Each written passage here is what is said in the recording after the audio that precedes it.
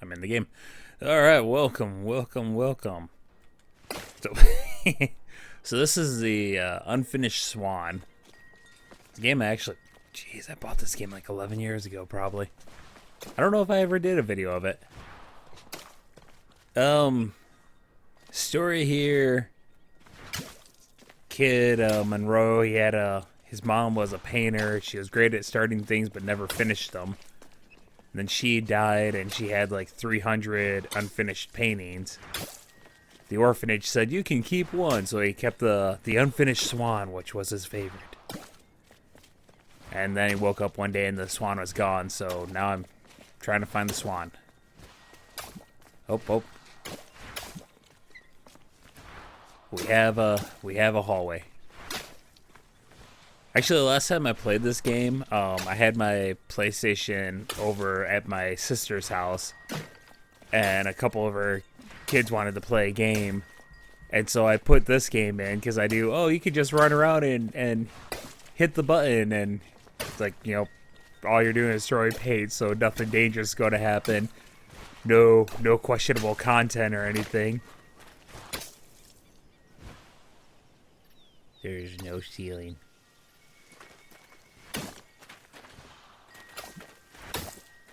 Ooh, I found a bench.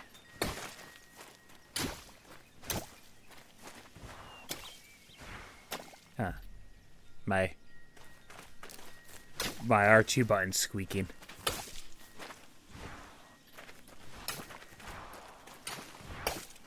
I wonder if it's getting close to time to get a new controller. I probably got a little while left. Controller still seems to be working fine. It's just squeaky now.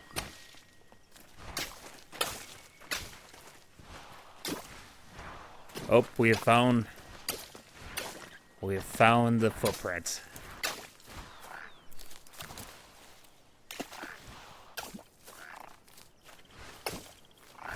Alright, where did they go? Alright, Swan.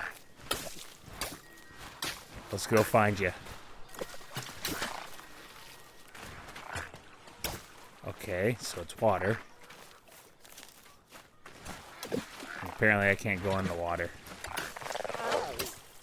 Whoa, hi. See ya.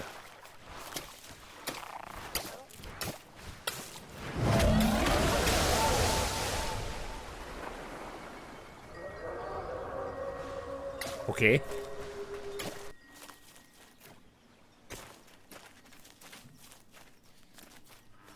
So... okay, can't go that way.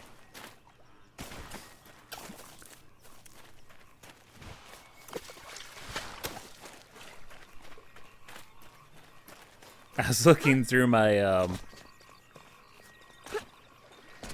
Oh, okay, here's rocks. I was looking through my download list of games I've purchased over the years, and I saw that I have the, okay,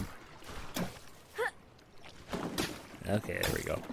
The original versions of, well, not the original versions. The original, like PS3, basically, versions of the, Grand Theft Auto trilogy. Which are the cell phone versions, because they put those on the, starting with the PS3, those were the high-def versions. And that looks kind of cool. Those were the versions that were, ooh, I bounced off. They were upgraded for the definitive edition. I have the definitive edition on my Xbox One. I'm kind of curious. Someday I might look it up, see what the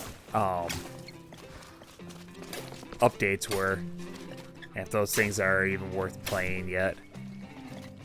I don't know. I played them just like a tiny bit, and like I haven't basically touched them since like maybe a month after they released. I got in an argument with someone online once, because I said they were the definitive version made from an inferior version. I guess what made them inferior. So I was explaining, like, well, I mean, they're taken from a cell phone version, and there's a lot of differences. You know, like missing content, like a bunch of songs are missing. Okay, got footsteps over there. Actually, I was way off on how many songs, because I couldn't remember. I think there was something like 20 songs missing in Vice City and similar amount in San Andreas. I think there are certain features that aren't in the game. Oh, wait. I see legs. And I think there are certain missions you can't play. I could be wrong there.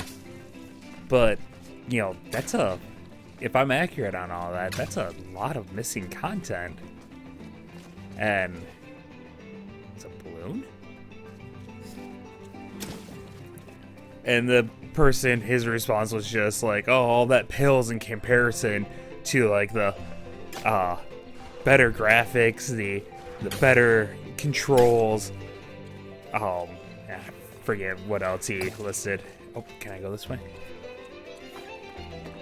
I told someone at work, I didn't even respond. Like, I didn't feel like trying to figure out how to put it into words, like texting. I hate typing now. It's on my phone. But there's a lot of little things. Like, I could be completely wrong, but I'm pretty sure on the I tried it not necessarily in the definitive version, but in the original version the definitive version was taken from. On San Andreas, I don't think you can drive the train like you could in the old PS2 version. And like there's a glitch. Ooh.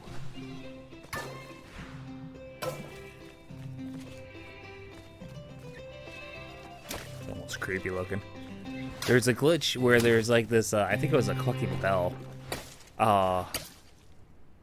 Okay. It's just the way it looks like it. Okay. I think it's a clucking bell. There's like a telephone pole. And, when you approach it, NPCs spawn about halfway up it, and then they launch into the air and fall down and usually die because they're falling pretty high up. And like that's not in the definitive edition. Like I did a video comparing the two, comparing like that glitch, whether it was in it or not. There's just little things like that, and they don't feel the same. And there's little tidbits here and there that made those games, at least for me, what they are. And so not having them, it's not the same experience. And I don't know, it's hard to explain that sometimes. So yeah, they might also, like, looking better, it's kind of debatable. Because, okay. Oh, I thought that was a foot for a second. Like, hey, toe ring. Is that thumbs up or flowers? Or drumstick? I think it's a drumstick. Anyways, the looking better is debatable. It might now. I don't know. Like I said, I don't know how many updates I had. And I know early on there was a lot of issue with like the AI trying to force things to fit and just making some stuff look absolutely horrendous. But it's trying to take a very stylized style and make it look more realistic. Hello?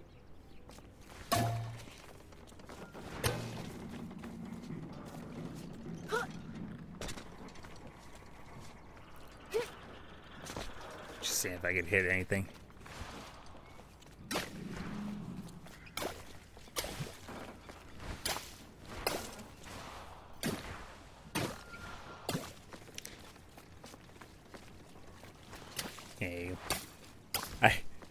I was goofing around one time early on when I first playing this game. Armstrong? I was curious, like, will it let you hit everything? with the black paint, and yeah, it takes a minute, but you can make everything so black that it's just literally impossible to see. And since you have no other color, it just makes that section basically unplayable. Like, you just have to move until suddenly you don't see black.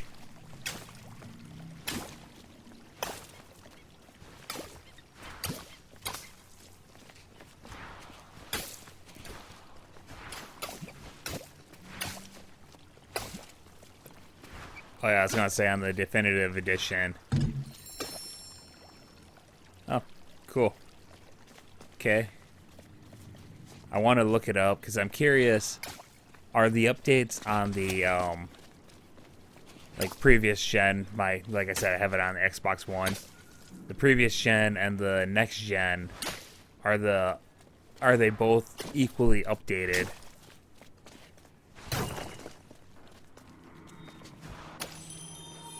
The king was young, arrogant, and amazingly talented. He was convinced no color existed that was good enough for his garden, so he left it white. While he pondered how to create some new colors, his kingdom began attracting settlers, and soon he found himself with bigger problems.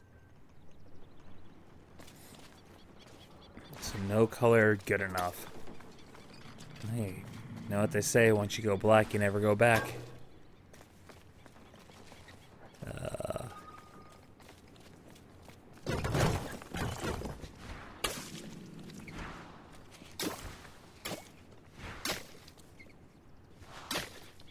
Although if I do ever buy the definitive edition on a current gen console, it'll definitely be on sale. That sucker still costs like $60, and there's no way I'm paying 60 for versions of games I'm not even sure I necessarily want.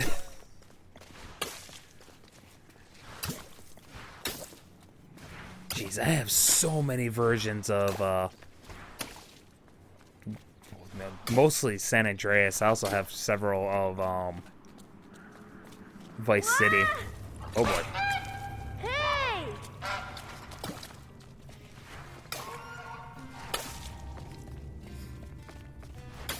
I have the PlayStation 2. For San Andreas, I have the PlayStation 2, the Xbox, Steam, PlayStation 4, and the definitive edition on my on my Xbox. For Vice City, I know I have PlayStation 2, Xbox, and definitive edition. Oh, and on PS4.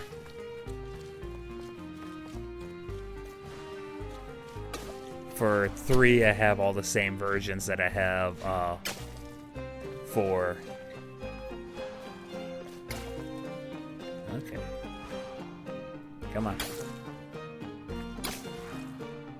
I can't throw it that high. 3, I have all the same versions I have for Vice City.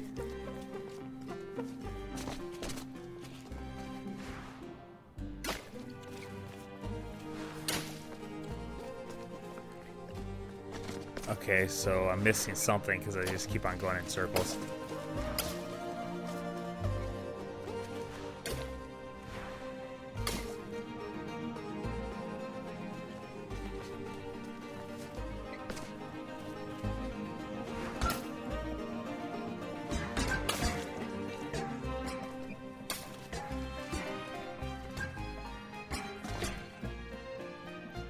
All right.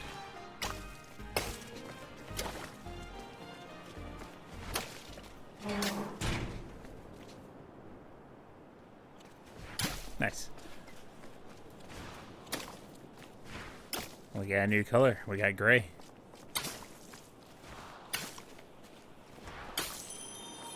The king's new subjects were tired of white. They were tired of tripping, of banging their shins, of misplacing their homes. So they started painting everything, ruining the king's spotless design. In response, the king outlawed all non-magical brushes and pledged to spend the next month painting shadows for his kingdom.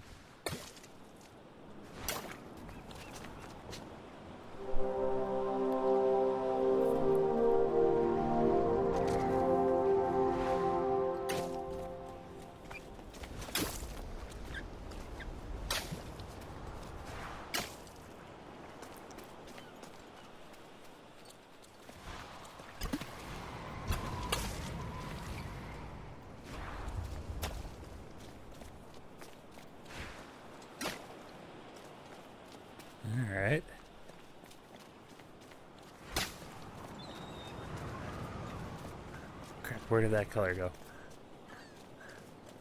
This is shoot from out here.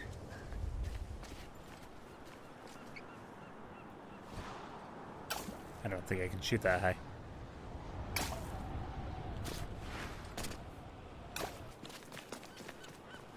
Ooh.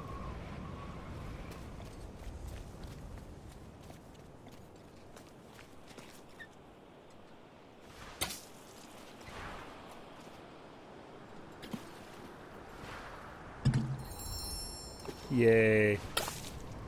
Well, I have to go check the toy menu. See what I've gotten for getting my color.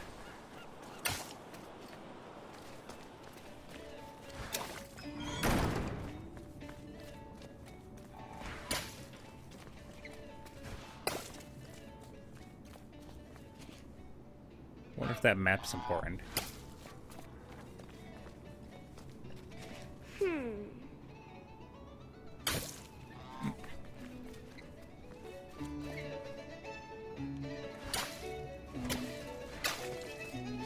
Whoa.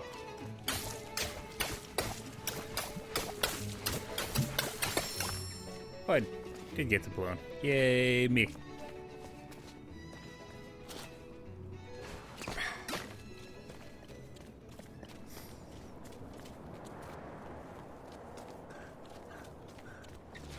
Whoa. Hi, Swan. I got you.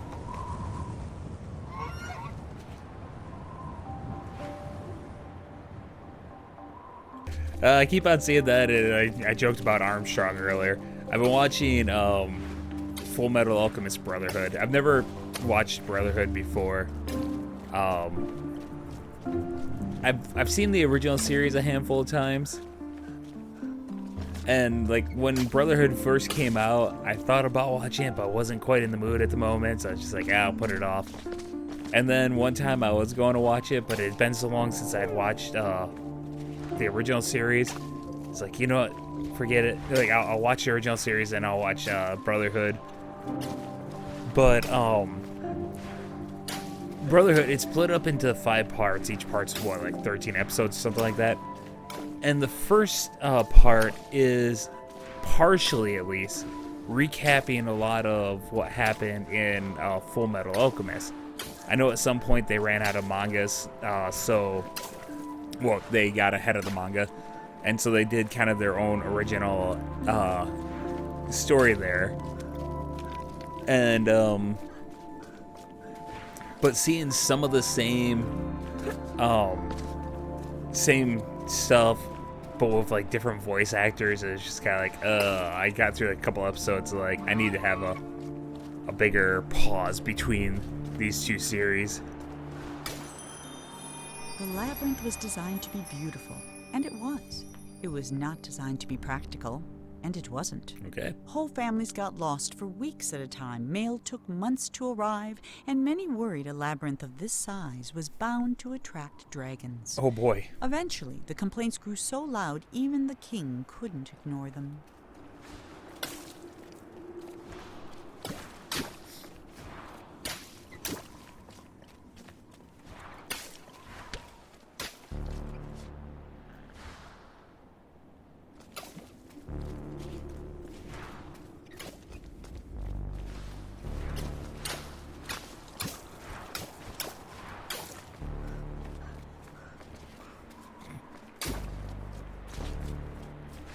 We want to see a dragon. But yeah, I think I'm just a couple episodes into part 4, so I'm getting pretty close to being done with it. I think after you get by, like, since I've seen the original series 2-3 times, I honestly don't remember. It makes part 1 a little, it just feels weird because it's kind of like rushing through some of the same stories. But then once you get like in the part 2 to the new stuff, I think I'm enjoying Brotherhood. Like part 2 on, I think I'm enjoying Brotherhood more. than the original series. I thought about looking up online. I'm sure someone has some kind of thing figured out of watch these episodes from the original series and then start like Brotherhood or something like that. Can I walk off? Nope.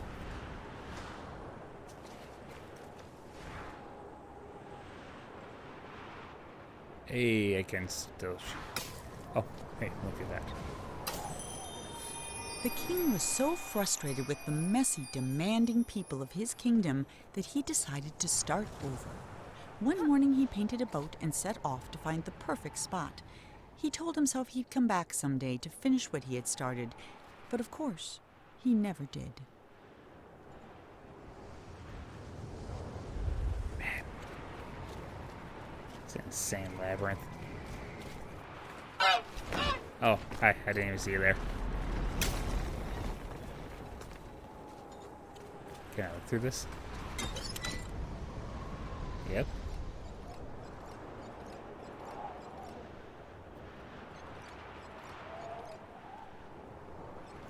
Woohoo!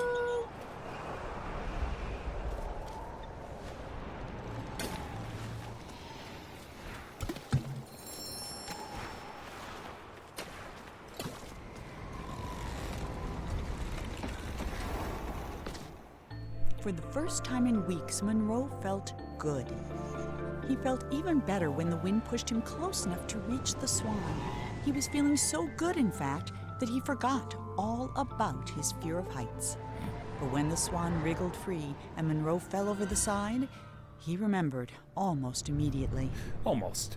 That might have been the end of Monroe if this were a shorter story, but it isn't, which is why Monroe's troubles were just beginning. Oh boy.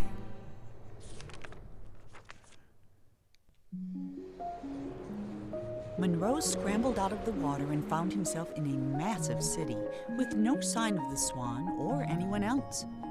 Well, except someone's enormous pair of feet. These were attached to a giant who could have been a big help in catching the Swan, but unfortunately, here was the laziest giant who had ever lived, and it was his day off. Having celebrated in his usual way, he was now sleeping it off and quite unable to hear Monroe yelling.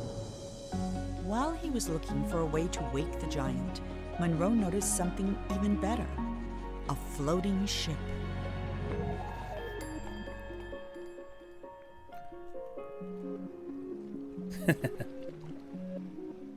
Giant's feet. Okay, I really am going to stop in a minute here. The floating ships reminded me. I recently beat Final Fantasy 1 for the first time. A couple years ago, I bought that Pixel remaster collection for the Final Fantasy 1 through 6. Where are ya? Take that. Wait. Ooh, I have a different color now.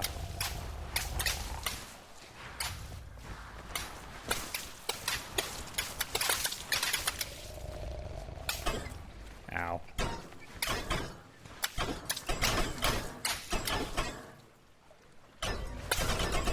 I was going the wrong way.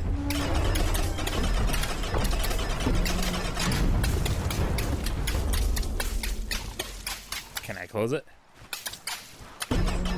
I can. That's fun. Miss Giant.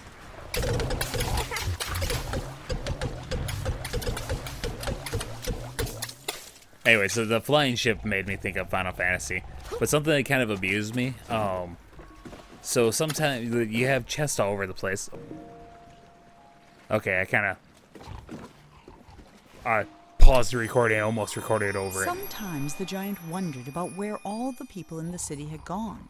Mostly he worried they might come back and ask him to clean their gutters or put out their fires. But they never did, and that was why the giant, who was the laziest that had ever lived, was also the happiest.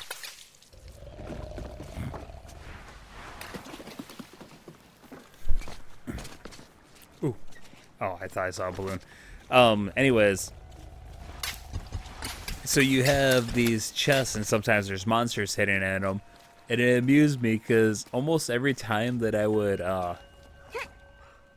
get attacked by monsters in chests, I would almost always get like a preemptive strike, and it really confused me. Like, the fact that they're in a chest, doesn't that mean that they are ambushing me? Like, how am I getting a preemptive strike on an ambush?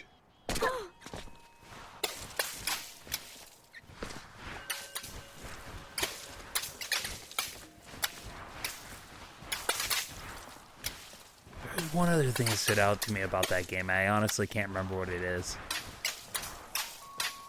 Now I'm playing Final Fantasy 2. And they already, like, the difference in like the leveling system is significantly, they went from just like a automatic level to now like you level up specifically based Before he on how discovered you play. painting, the king was a potter. He loved the simplicity of a well-spun pot.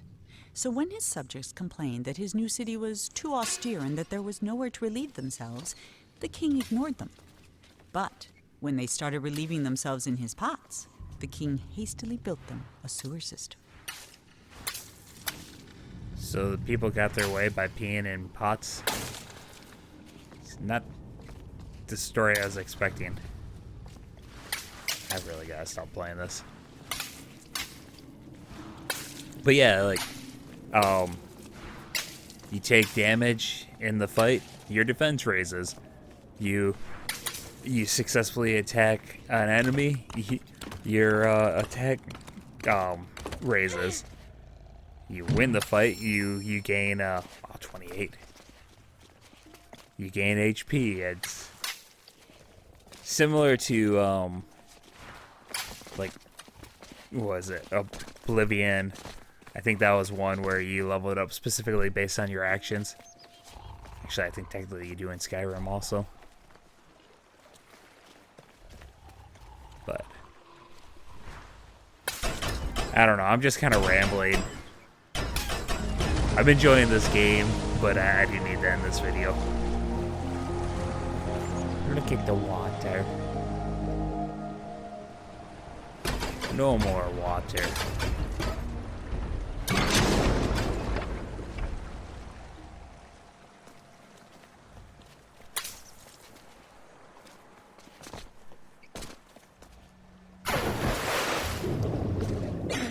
Oh, whoops. I don't think I was supposed to go into water. Alright, yeah, that's enough. So, thank you very much for joining me. I hope you had as much fun as I did. And until next time, my dear friends, until next time.